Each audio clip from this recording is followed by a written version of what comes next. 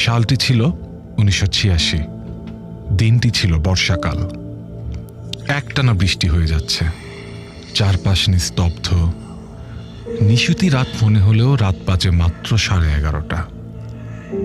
কিন্তু তেঁতুলিয়া মেডিকেলের লাশঘরের চারপাশে যেন নেমে এসেছিল নিঝুম অন্ধকার, সাথে টিপটিপ বৃষ্টি। আমি একটু আগে ভ্যান নিয়ে আসলাম এখানে। উদ্দেশ্য ছিল শাহমাত কাকাকে লাশটা বুঝিয়ে দেব। Police case.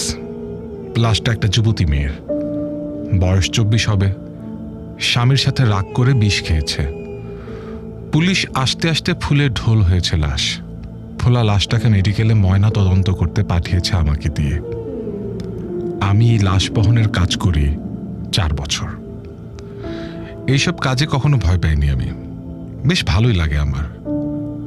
অনেক দূর থেকে লাশ নিয়ে আসতে হলে আমার ডাক পড়ে এই জন্য। অবশ্য টাকাও কম পেতাম না। প্রতিটা লাশ টানার জন্য 600 টাকা করে পেতাম। এ দিয়ে সপ্তাহখানেকের বাজার হয়ে যায় আমার।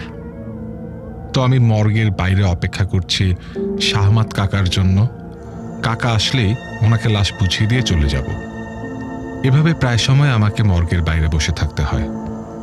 সরকারি চাকরি করে শাহমাত কাকা, তাই কোন সময় আসে সেটার কোনো ঠিক থাকে না। আর লাশ ফেলে রেখেও যাবার উপায় নেই। শাহমাতের হাতের আঙুলের ছাপ একটা সরকারি কাগজে নিতে হয় আমাকে। এই ছাপের জন্য প্রায়ই আমাকে বসে থাকতে হয়। এই অপেক্ষার সময় বিড়ি খেয়ে কাটিয়ে দিই। 5 দিন আগে একটা লাশ নিয়ে এসেছিলাম। সেই সময় বেশ টাকা পেয়েছিলাম, তাই আজকে মনটা বেশ ফুরফুরে আমার। তাই সময়টা মন্দ কাটছে না। মর্গের বাইরে একটা ছাউনি আছে, সে ছাউনিতে বসে বসে আরেকটা বিড়ি ধরালাম। বিড়ি খাবার অভ্যাস সেই ছোটবেলা থেকেই আমার। একসময় পান বিক্রি করতাম রেল লাইনের বস্তিতে। সেখান থেকে চলে আসি 15 বছর বয়সে। সেই থেকে ভ্যান চালাই আমি। এই পেশায় খুব একটা টাকা আসে না দেখে থানার দারোগা বাবুর হাতে পায়ে ধরে 4 বছর আগে লাশ টানার কাজটা পেয়েছিলাম। সেই থেকে কপাল খুলেছে আমার। 2 বছর আগে বিয়েও করেছিলাম, কিন্তু সংসার টেকেনি।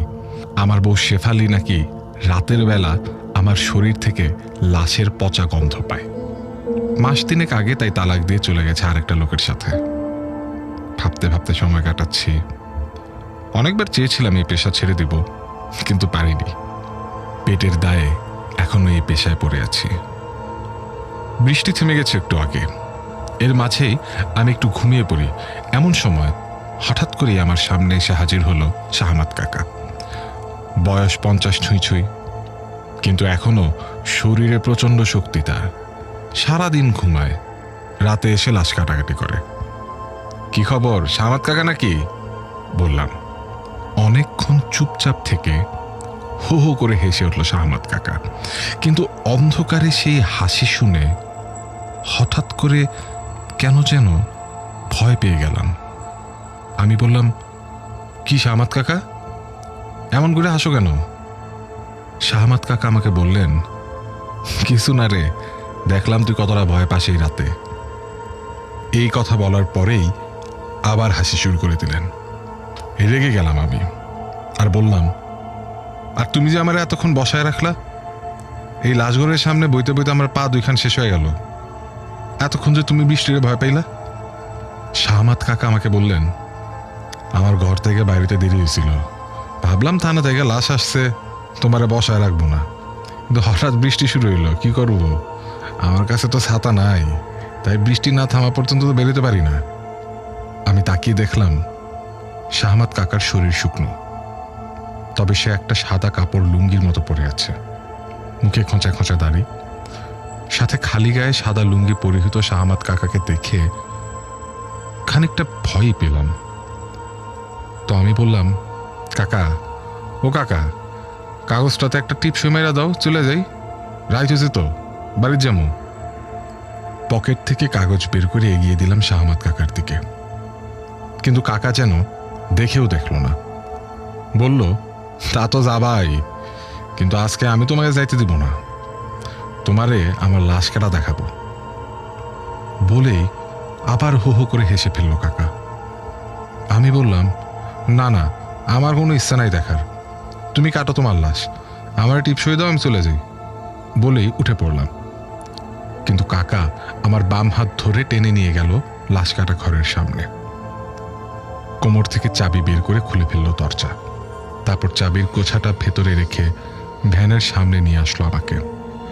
এখন ধর তো, নিয়ে যাই ভেতরে। আমি না করলাম না। দুজন মিলে মেয়েটার লাশটাকে তুলে নিয়ে গেলাম লাশ ঘরের ভেতরে। সেখানে একটা সাদা কাপড় পাতা টেবিলের ওপর লাশটা রেখে বাতি জ্বালিয়ে দিল কাকা। তারপর হেঁটে গিয়ে একটা 40 পাওয়ারের বাতি জ্বালিয়ে দিল। এই আলোতে অন্ধকার যেন আরো বেশি চেপে বসল। আশেপাশে কিছুই দেখা যায় না। কোত্থেকে একটা বাক্স নিয়ে হাজির হলো কাকা। সেটা খুলে বের করলো একটা ধারালো ছুরি। সেটা দিয়ে লাশ বাঁধার পাটির বাঁধন খুলতে খুলতে বলল, আইসকা তোমারে আমি লাশ কাটা দেখাম। কোনোদিন দেখলা না কেমনে আমি লাশ কাটি, হ্যাঁ? বলে হাসি হাসি মুখে তাকালো। হাসিটা দেখে হঠাৎ ভয় পেয়ে গেলাম। আবার কেমন যেন একটা জড়তা চলে কাকার মাঝে। সম্মোহিতের মতো মাথা নেড়ে সম্মতি জানালাম। তারপর দেখতে লাগলাম কি করে কাকা। অদ্ভুত একটা পরিবেশ তৈরি হয়েছে চারপাশে। এই অন্ধকার রাতে একটা স্যাঁতস্যাঁতে সোঁদা গন্ধের সাথে আরো একটা পচা গন্ধে ভরে গেল সারা ঘর।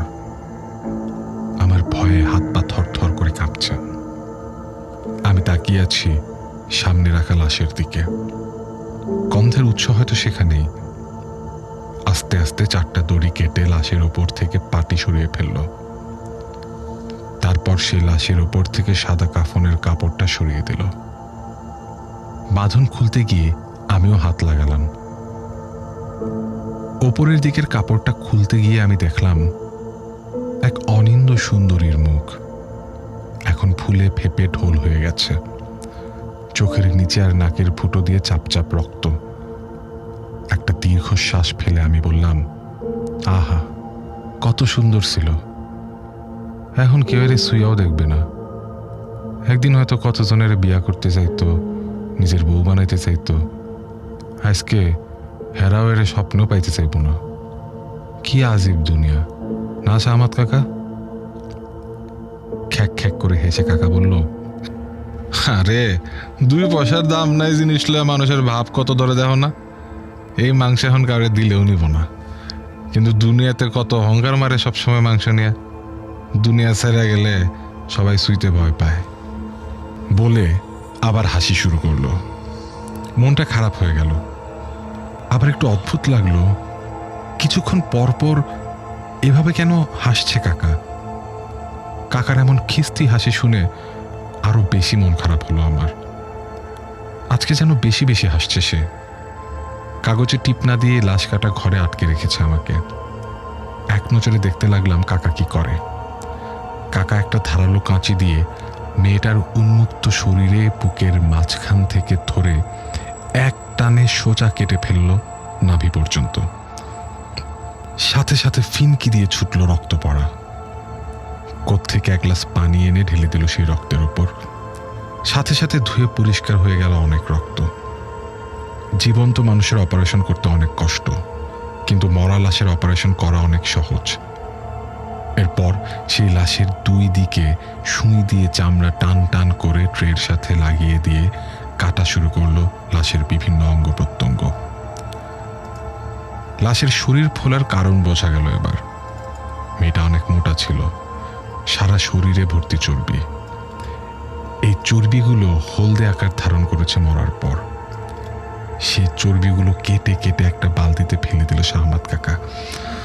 অনেক দিনের অভ্যস্ত কাকা অনেক নিখুঁত হাতে একটা একটা করে অঙ্গ প্রত্যঙ্গ কাটছে খালি হাতে, আর একটা ওজন যন্ত্রের উপর রেখে ওজন নিচ্ছে। তারপর টেবিলের আরেক পাশে সেই অঙ্গগুলো রেখে দিচ্ছে সাজিয়ে। হা করে তাকিয়ে থাকলাম আমি। কোনোদিন লাশ কাটিনি, আজকে প্রথম দেখছি। কিন্তু খেয়াল করিনি কখন পায়ের কাছে একটা কুকুর এসে পড়েছে। হঠাৎ পায়ে একটা হালকা ছোঁয়া পেতেই ভয় পেয়ে গেলাম। তারপর টেবিলের নিচে তাকিয়ে দেখি কয়েকটা সাদা রঙের কুকুর সেই টেবিলের তলায় রাখা চর্বিগুলো খাচ্ছে, কাকাকে সেটা বলতে যেতেই কাকা হাসি মুখে তাকিয়ে বলল, আরে ওই জিনিস ওদের অনেক প্রিয়, ওদের তো ভালো কিছু খাইতে দিতে পারি না, তাই এখানে আসলে ওরা ওই হলুদ জিনিসটা একটু খায়। আগে বকা দিতাম, কিন্তু চিন্তা করলাম তারা যখন এই জিনিসটা এতই পছন্দ করে তাহলে কি হয় খাইলে একটু, বলেই আবার হেসে ফেলল কাকা। এবার কেমন যেন গা খুলি উঠল আমার। খেতে দিতে হলে ময়লা খাবে তাই বলে মানুষের চর্বি খাবে, এগুলো কেমন পোষা কুকুর। নাক মুখ কুঁচকে আবার নিচে দেখে নিলাম, কুকুরগুলো তখনও খেয়ে চলেছে চর্বি। আস্তে আস্তে কাজ করে চলেছে কাকা, সব অঙ্গ প্রত্যঙ্গ প্রায় কাটা শেষ। এমন সময় কি যেন চিন্তা করে কাজ থামিয়ে দিলেন কাকা। তারপর একটা অঙ্গ আবার যথাস্থানে রেখে দিতে লাগলো। শুধু কলিজাটা পড়ে আছে টেবিলের এক কোনায়, কালচে আকার ধারণ করেছে সেটা। হঠাৎ কি মনে করে কলিজাটা একটা পলিথিন ব্যাগে পেঁচিয়ে নিয়ে হাঁটা দিল কাকা। অবাক হয়ে গেলাম আমি। অবাক হয়ে জিজ্ঞেস করলাম, কই যান কাকা? কলিজাটা নিয়ে কই যান? কি করবেন ওইটা দিয়ে? পেছন ফিরে তাকালো কাকা। খুব একটা ভালোভাবে চেহারা দেখা যাচ্ছে না। হেসে হেসে কাকা বলল, এই তো এই কলিজার আর একটা ব্যবস্থা করে আসি, তুই থাক, আমি একটু পরে আসতেছি। এই যাবো আর আসবো, সামান্য সময়। বলেই হন হন করে দরজা খুলে বাইরে বেরিয়ে গেল শাহমাত কাকা। পেছন পেছন কুকুরগুলোও ছিল। কি মনে করে পেছন ফিরে তাকাচ্ছিল সেই কুকুরগুলো। অন্ধকারে কুকুরগুলোর হলদে চোখের মনি দেখে ভয় পেয়ে গেলাম। লাশঘরের বাইরে থেকে কারা যেন কথা বলে, কিছু বুঝতে চাইছে। কেউ একজন মহিলা কাঁদছে। তাড়াতাড়ি লাশঘর থেকে বের হয়ে আসলাম। দরজা খুলে বের হয়ে অবাক হয়ে গেলাম। বাইরে একটা ভ্যান দাঁড়িয়ে আছে। আমার ভ্যানটা সরানো নিয়ে তর্ক করছিল কিছু মানুষ। মনে হচ্ছে ভ্যানে করে কোনো একটা লাশ নিয়ে এসেছে কেউ, সাথে সেই লাশের আত্মীয় স্বজন। তাদের কান্নার আওয়াজ পাওয়া যাচ্ছিল ভেতর থেকে। আমি বের হয়ে জিজ্ঞাসা করলাম, কি হয়েছে ভাই, কার লাশ নিয়ে আসছেন? শাহমাত কাকা তো একটু বাইরে গেল, এখনই চলে আসবে। হঠাৎ নিস্তব্ধ হয়ে গেল সামনের জনতা। ভোর হতে শুরু করেছে মাত্র।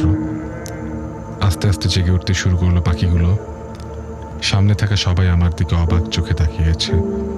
একজন মহিলা এগিয়ে আমাকে বলল, কে ছিল তোমার সাথে? কে ছিল তোমার সাথে ভিতরে? আমি বললাম, কে আর, শাহমাত কাকা, বাইরে গেছে, একটু পরে এসে পড়ব। সেই মহিলা গিয়ে ভ্যানে রাখা লাশটার মুখ থেকে কাপড় খুলে ফেলে বলল, শাহমাত তো মরে গেছে, এই যে তার লাশ। আমি দৌড়ে গিয়ে দেখি সত্যি সেখানে শাহমাত কাকা শুয়ে আছে। তাহলে এতক্ষণ কে ছিল? ওই দিন কে ছিল